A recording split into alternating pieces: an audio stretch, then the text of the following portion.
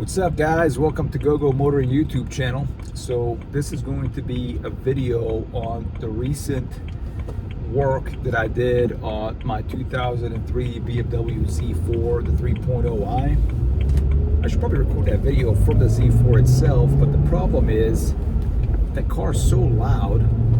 Whenever I try to record a video from that car as I'm driving it, it's just really hard to hear. So I got a microphone, still need to get that, kind of figure out how to use all that well. So you're getting this update from the E92. But again, just want to provide you with a quick update on the 2003 BMW Z4, the 3.0i.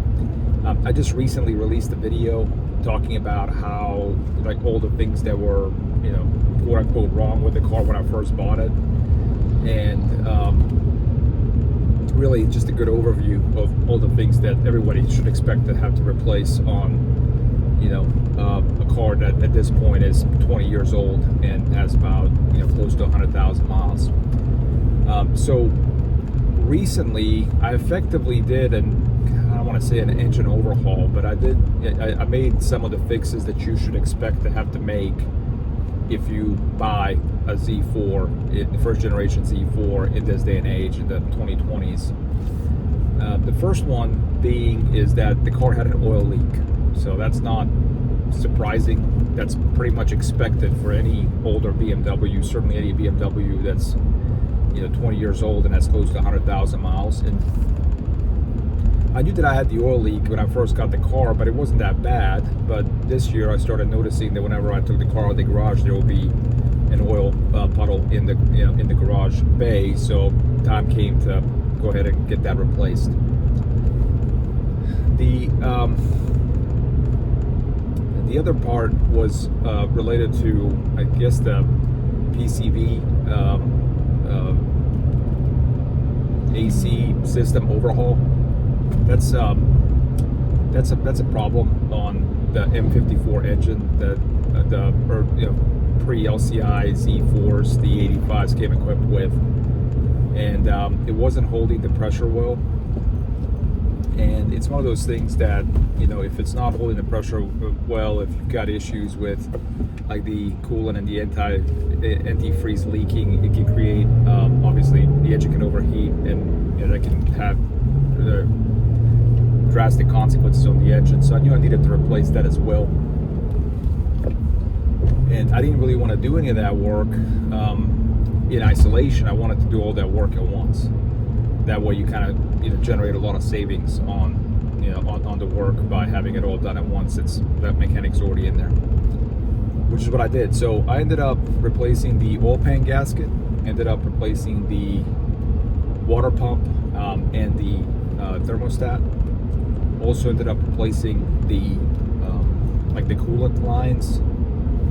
And what I'm going to be showing here in this video are just some of the you know, the videos that my mechanic took when he was making that fix to the engine. So I hope you enjoy those videos. I hope you find them helpful. My mechanic's awesome. I mean, he just, you know, he's a BMW mechanic. He's got an engineering degree. Just loves BMWs. You know, his specialty is the M54 engine. He's had multiple E46 BMWs. Currently drives a E46 M3, and then also supercharged E46, maybe a 330i. I'm not 100% sure, but he'll give you some, you know, detailed explanations of the different things that he did.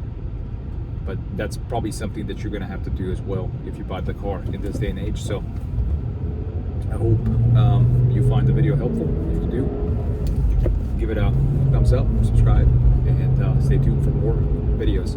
I will also note that I'm going to follow this video up with another video on the suspension work that I recently did on the Z4. So I think this is sort of, you can view this as, you know, part one of two. This part focusing on the recent engine work that I did on the M54 engine, and then part two talking about the suspension. All right, just wanted to give a quick video on some things to look out for on M54, B25s, B30s, This is really well taken care of Z4 with an M54 B30. It's got about 97,000 miles. He's in for just normal maintenance, oil leaks, coolant leaks, etc. We've done the oil filter housing gasket already. We've actually already replaced these lines. That's the reason the intake's off. Typically you can do the oil filter housing gasket without removing the intake. Same with the PCV system. But these hard lines get overlooked for the coolant system quite a bit, and these inserts that go into the head and the block will rot and turn brown and brittle on you. So that's one thing to look out for if you ever have the intake removed. Now with the intake removed, we've got a few things to look out for air leaks in general, either external or internal. Typically, you've got three nipples on MS42, MS43 cars, older gen cars. Typically one will be used to control the secondary air pump, the check valve, and some of the other ones on like 330s or any B30s will usually have like an exhaust, vacuum exhaust actuated little actuator that will run off of this nipple. In this case, this one doesn't have any of that. They're all plugged. All the nipples look good. There's a big nipple here. Typically they'll crack and rot. So those will usually be like an external vacuum leak to look for. Other than that, if you smoke test the car, don't see any smoke coming out, but you're still running lean faults, you'll want to do the PCV valve. And again, you can do the PCV without removing the intake, but here we knock 3 birds out with 1 stone, basically removing the intake to do the hard lines and then replacing the PCV and the oil filter housing gasket a little bit easier. And that's it. Thanks. Doing a bunch of preventative maintenance service on a M54. Here's one thing to look out for. Just pulled this out and realize the pin is completely gone. This is the diesel valve, and you can see it's done.